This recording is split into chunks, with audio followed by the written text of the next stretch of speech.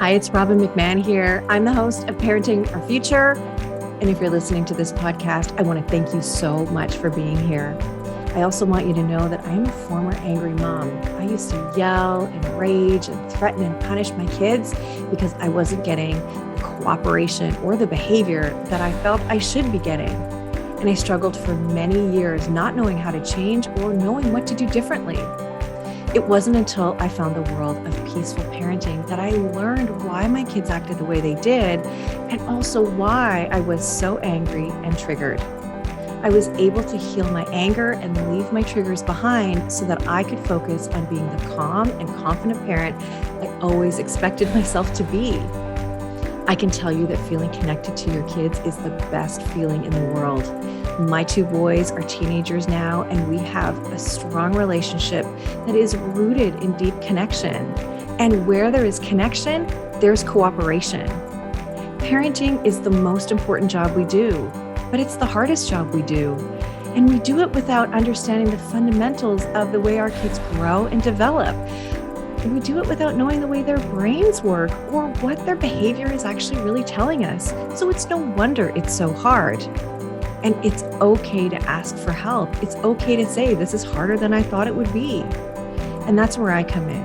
I can help you and I can support you so that you can have the cooperation and enjoy being a parent. You can book a free call with me on my website, parentingforconnection.com. And if you want to download my free guide, How to Turn a No into Cooperation, go to triggerfreeparents.com. I really hope you enjoy the show. Thanks for listening. Hey, everybody, it's Robbin McMahon here. Welcome back to Parenting Our Future. I am so happy to talk about something just a little bit different today. I have Drew Vernon on the show, and he's just so cool. Like, he's the kind of guy that you just want to know because he has like the kinds of jobs that are so interesting. So he used to be a beauty marketer, but now is a toy marketer. And he's worked on brands like Covergirl and Olay and Lego. At Lego, he managed the US preschool business and created Prescription for Play, building a network of 2,500 pediatricians to promote daily parent-child play. Love that. At Tonies, he promotes screen-free education through the Tonie box, which gives young children on-demand audio library through tactile play.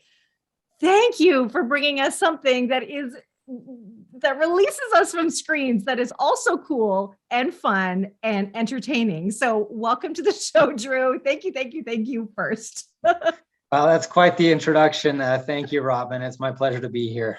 Well, that's so great. Now, let's just sort of start at the beginning. What the heck is a Tonie? Let's talk about what a Tonie is in case you haven't heard. As you know, I am Canadian, so that does put me in a disadvantage. But if you're listening from the US or anywhere else in the world, let's just talk about what Tonies are in case we don't know. Sure. Yeah, Tonies is actually originally from Germany. It was started by a couple of dads in 2016. They met on the board of a preschool together, and they saw that their children's teacher was using CD player to play different songs and stories in the classroom. And they thought, that's great and all, but CDs are 30 years old. They scratch, they break, and young kids can't really use them without adult supervision. So they set out to upgrade that technology. And what they did is they created a figure-based system where the figures are kind of like the CDs, and young kids can put them onto the box, which is a speaker system, and can play all types of different audio content depending on which figure is placed on the Tonie box. So cool. And you have, it runs the gamut from Arthur to Dora to Disney, Pocahontas, we've got Tangled. You have so many different types of Tonies for kids to listen to. And so I just want to point that out because there's just such a wide variety, and they are so cute. If you're watching us on YouTube, do you have one of your little Tonies that you can hold up? Like, look at that little guy. He's adorable. You guys have to check it out. If you haven't, just go to us.tonies.com and then you can see what we're talking about. But they are adorable. And what I love about what you have created is you've got something that's really durable, that is, kid proof, because let's be honest, they can be rough, and things drop on the floor a million times and that sort of thing. So yeah, I think it's the coolest thing. Yeah, they're designed to be durable. We know how rough young kids can play. So the speaker is encased by a layer of foam, and then the foam has a layer of durable fabric. So I tell my kids that you could use them as a bowling ball if they wanted to. It doesn't roll very well because it's a cube, but durability wise, it'll hold up to kind of the roughest of play. I mentioned we launched in Germany in 2016. We launched in the US about 2 years ago. Haven't quite gotten to Canada, but we will. And we're just releasing more and more figures all the time. So you mentioned, some of the ones we've come out with, from Dora to Blue's Clues. We're coming out with Dr. Seuss, The Very Hungry Caterpillar. The idea is really to have any preschool character and, school age character that your kids have heard of or seen is or will be a Tonie. That's our intent. Oh, it's just the coolest. It's so cool. And the box itself is interactive, right? You can use the little ears on the box to adjust the volume. You tap it to go back or forward in a chapter. Yeah, so it is screen free, and we can get more into the reasons for that. But because it is screen free, all of the navigation is done through touch and tactile play. So the ears are how you wake up the Tonie box or turn it on after it hasn't been used. And it's also the volume control. So it has a big ear, which is volume up, and a little ear, which is the volume down. And then the chapter or song selection is done just by giving the Tonie box a little whack on the side. And that's what's going to advance to the next track or chapter.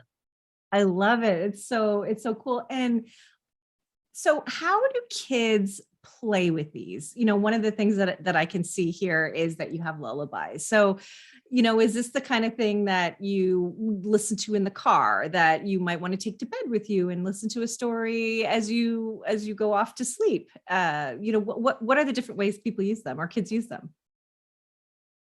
Yeah, so we're actually just launching a new campaign this month called Storytime, which drills into the different times and places that you would use the Tonie box. And Oh. one of those main ones is for bedtime. So as you mentioned, are on screens all of the time, and to wind them down before bed, it's good to get them off the screen, to put on a lullaby, put on a bedtime story, and it's something that helps prepare them for sleep.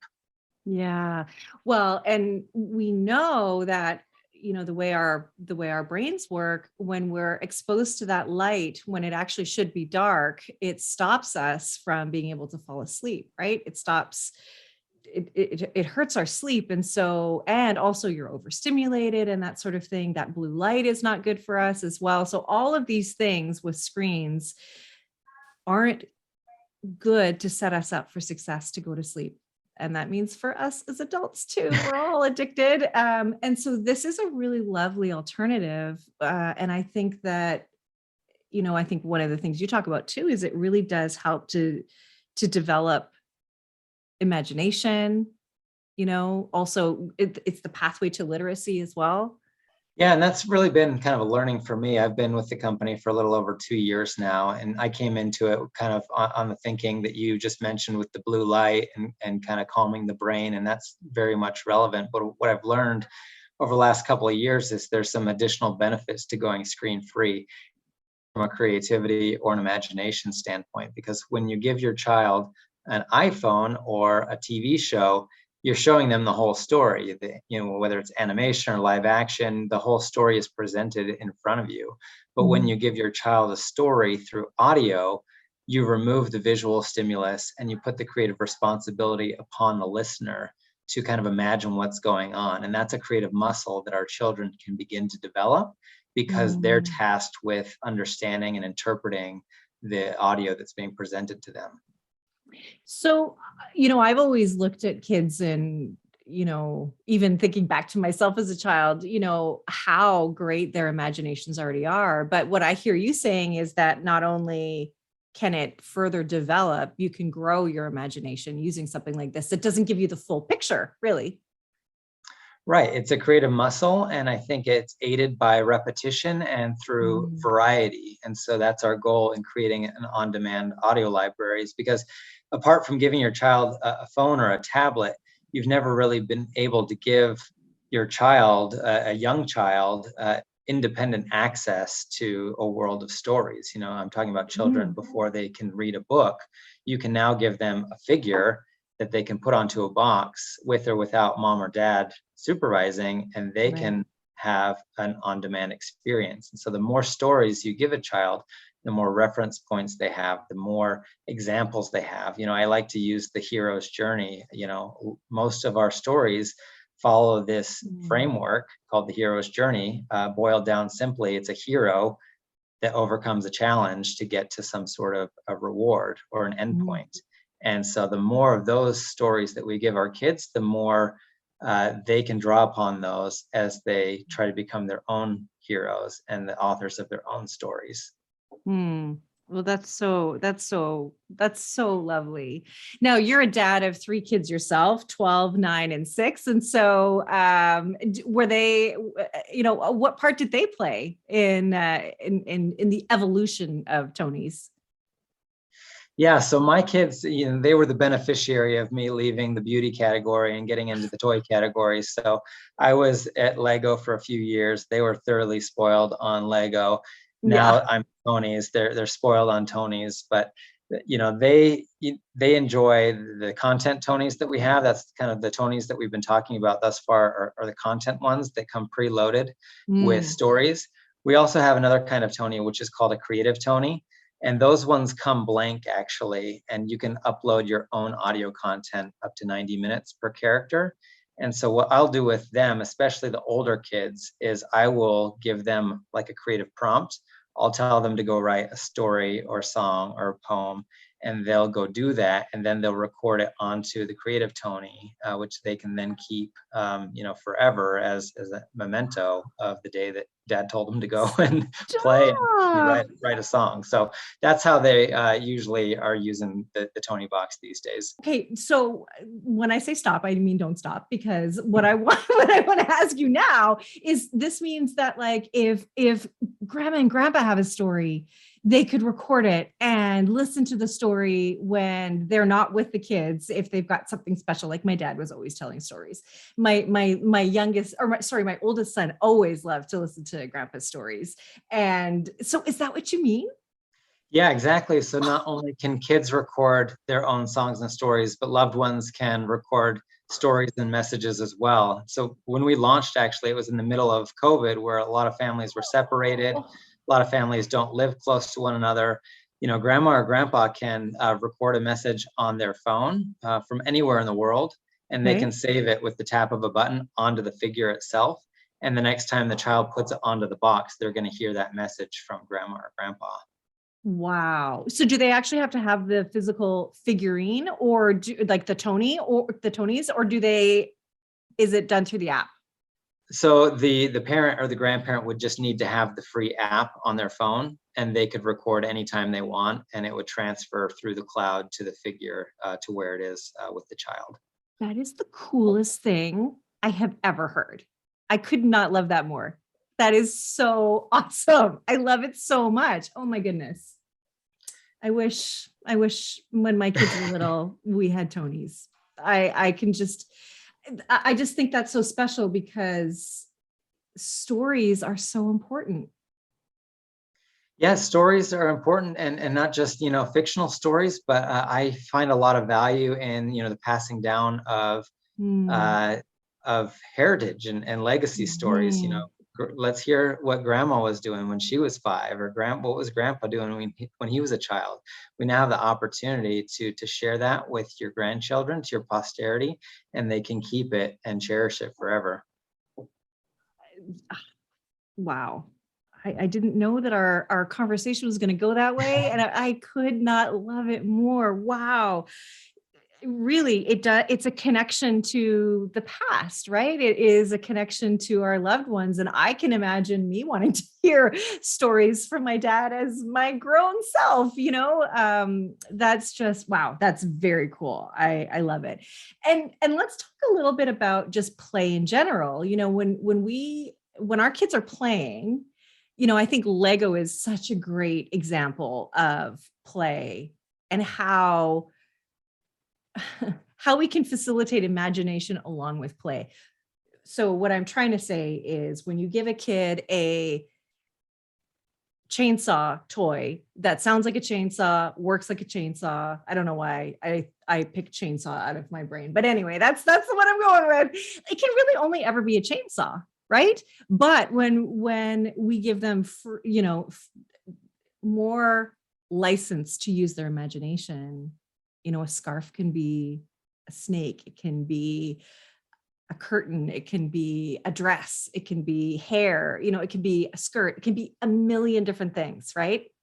Yeah, it reminds me of kind of a famous study that has been done. I don't have the exact details, but it's an exercise where you give a child a paper clip and you ask them all of the different uses for a paper clip. And basically what they found is that when you give that to a child, they will give you, 5, 10 times as many suggestions as an adult will. And Yeah. that's because over the course of our childhood and adolescence, we lose that creative imagination and we start to think about the world more in terms of staying within the lines, learning to take a test, things in black and white. And that's really the skill to be able to see the world from a broader standpoint with more opportunity and possibility that we have as kids. My goal is to foster that and to enable that and make sure that that doesn't fade over time. Well, and I think we lose the desire and ability to play as well. And play is of vital importance to our kids. It's how they make sense of their world. It's how they really digest what's happening to them, what has happened to them. You will see how kids play out what's happened in their day when they're playing with their toys and different things. And it's also a way for us to be able to help them to make sense of a change that's coming up or to find out what's actually going on with them too. Play is a really important thing. Right. Yeah. And it really hits on all of the major developmental areas for kids. So, kids are so impressionable. I saw that, 85% of a child's brain, I think I saw, is developed by the time that they're age 3. And they're learning things from a cognitive standpoint, a social standpoint, a mental standpoint, a physical standpoint, and, like they're learning fine motor skills. And play is going to be able to assist all of those. And then I think what you were touching on is just overall well-being and happiness, which is so important in today's day and age where we're seeing anxiety increasing among our young children with everything that's going on in the world. And I think play is an outlet that can help combat that anxiety that we're feeling. Yeah, and we have to give them opportunities to play versus just a screen. We really do, because like you said, it does help them build all of those important skills that they need, right? From just fine and gross motor skills. And also as parents, and of course, what I do is all about parenting. And one of the things that I say to parents, they're like, oh, how do I handle this thing that my child does this, or this has happened, whatever. And you know what? Sometimes I'll just say, why don't we just be silly about it? Why can't we play about it? Like, why can't we say, oh yeah, you're not going to listen? Like, I'm going to tickle you, or you know what, like you made me cry. And I mean, I am silly with my kids, which they're teenagers now. I'm not so funny anymore, but that's okay.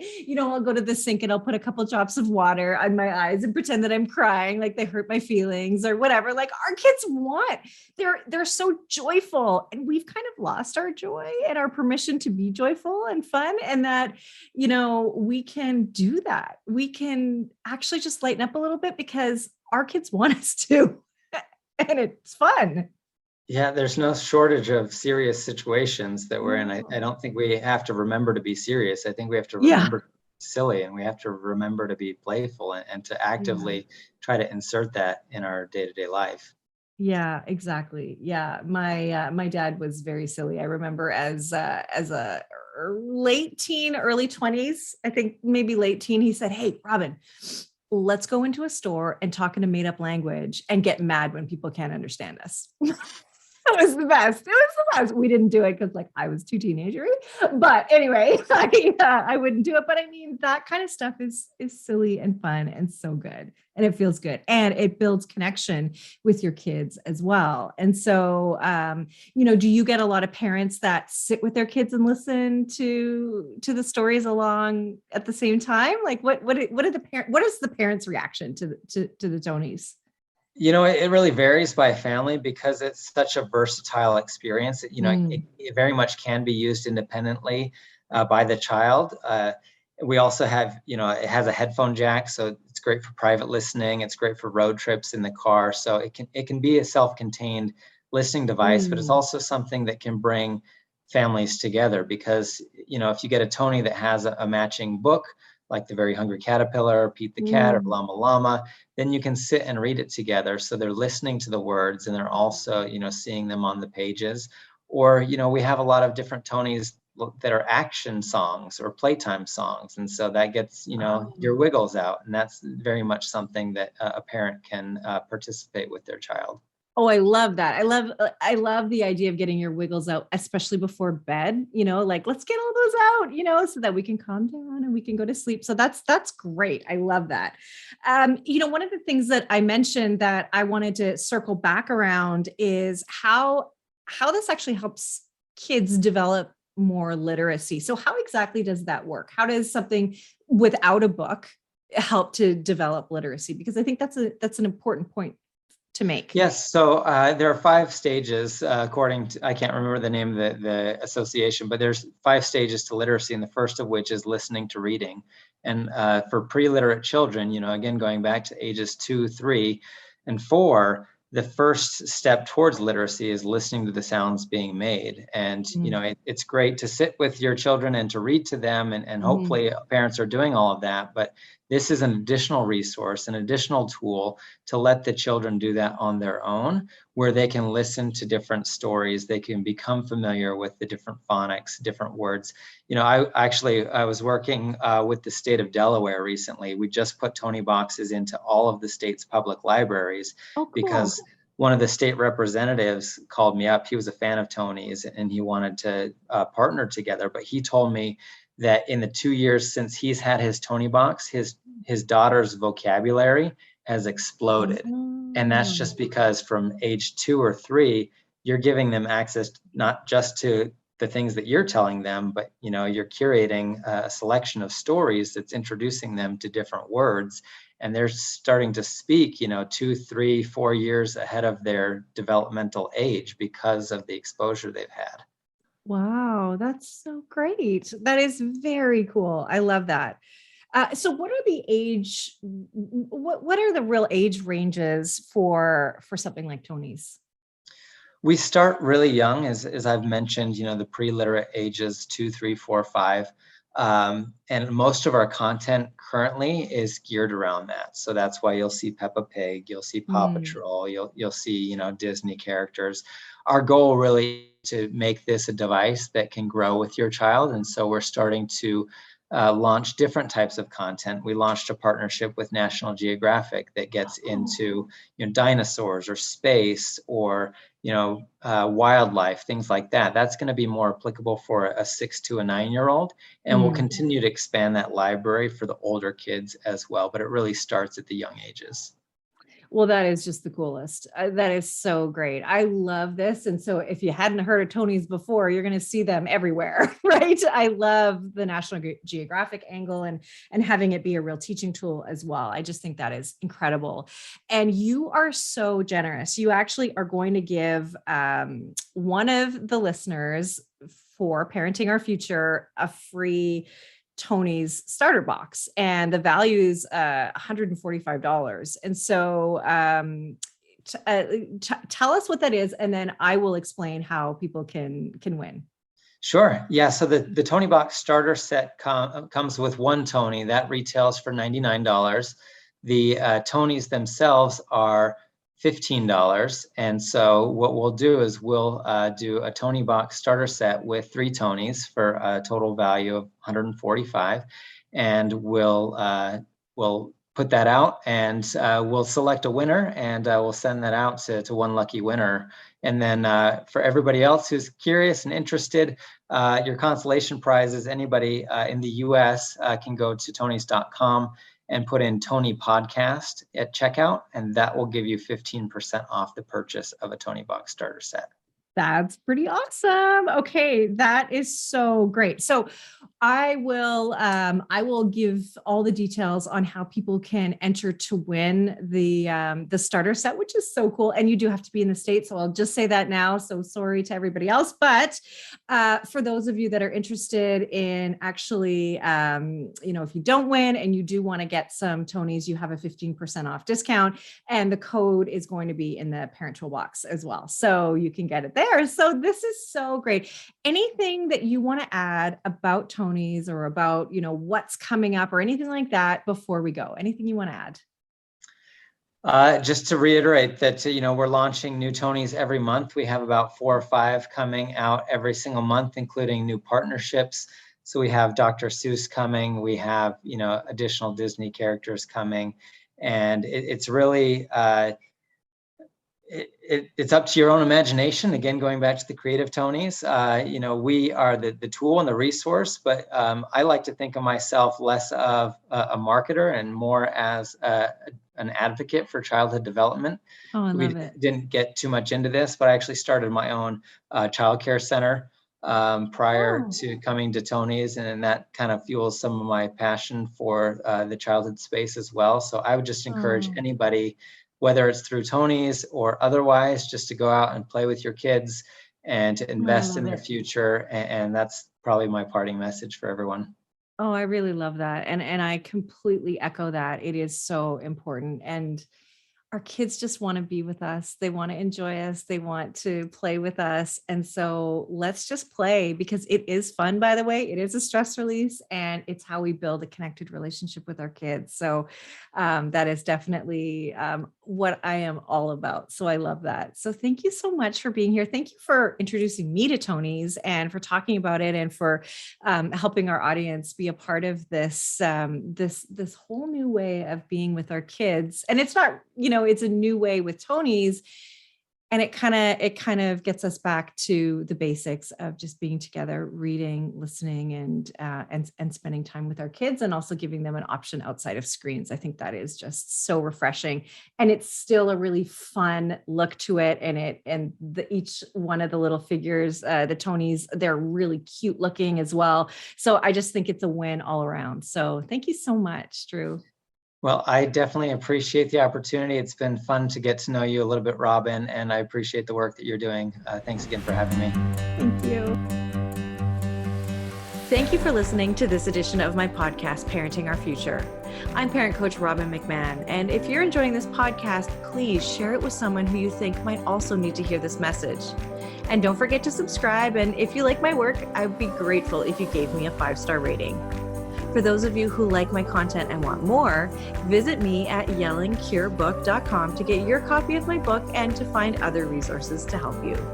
Until next time, I am wishing you and your family peace and connection.